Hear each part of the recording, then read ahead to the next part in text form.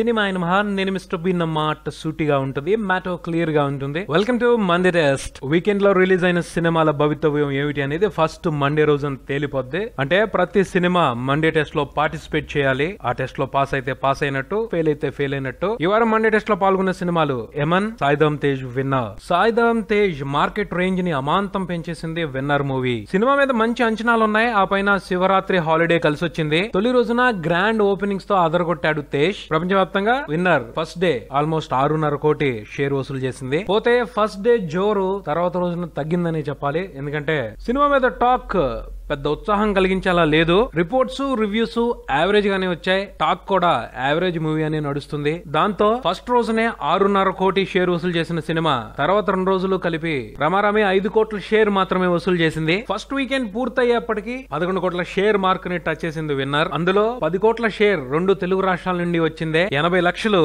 కర్ణాటక నుండి వచ్చాయి. యుఎస్ లో అయితే సినిమాకి పెద్ద ప్రోత్సాహం లభించలేదని చెప్పాలి. తొలి మండే రోజు కలెక్షన్లు కూడా ఉత్సాహవంతంగా అయితే కనిపించలేదు. విన్నర్ ప్రీ రిలీజ్ బిజినెస్ 26 కోట్లు అని తెలుస్తుంది. సినిమా హిట్ అనిపించుకోవాలంటే 27 కోట్ల పైనే షేర్ వసూలు చేయాల్సి ఉంది. సినిమా మీద యావరేజ్ టాక్ నడుస్తుంది కాబట్టి tough target.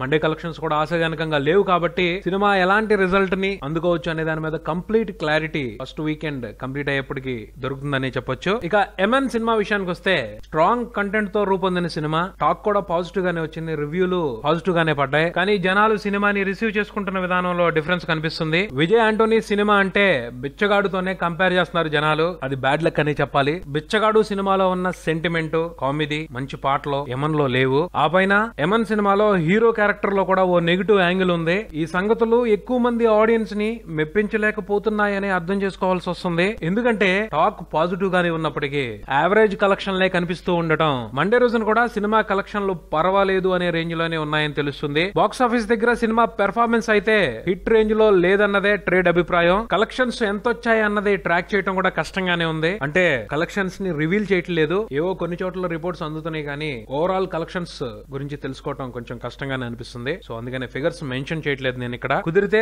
Next Monday test లో డీటెయిల్స్ ఇచ్చే ప్రయత్నం చేస్తాను. ఇక గాజీ విషయానికి వస్తే సెకండ్ వీకెండ్ లో కూడా సినిమాకి మంచి రన్ దొరికింది. సెకండ్ వీకెండ్ కంప్లీట్ అయ్యేప్పటికీ సినిమా ప్రపంచవ్యాప్తంగా 22 కోట్ల షేర్ వసూలు చేసింది. తెలుగు, హిందీ, తమిళ్ 3 లాంగ్వేజ్ల్లోనూ సినిమా చక్కగా పెర్ఫార్మ్ చేయడం విశేషం. గొప్ప కంటెంట్ కి ఎప్పుడు ఆదరణ ఉంటుంది అని గాజీ మరోసారి నిరూపించింది. Well done. నెక్స్ట్ వీక్ మరో మండే టెస్ట్ తో కలుద్దాం. Subscribe and keep watching Maruthi talkies. For మీ మిస్టర్ బి. Thank you.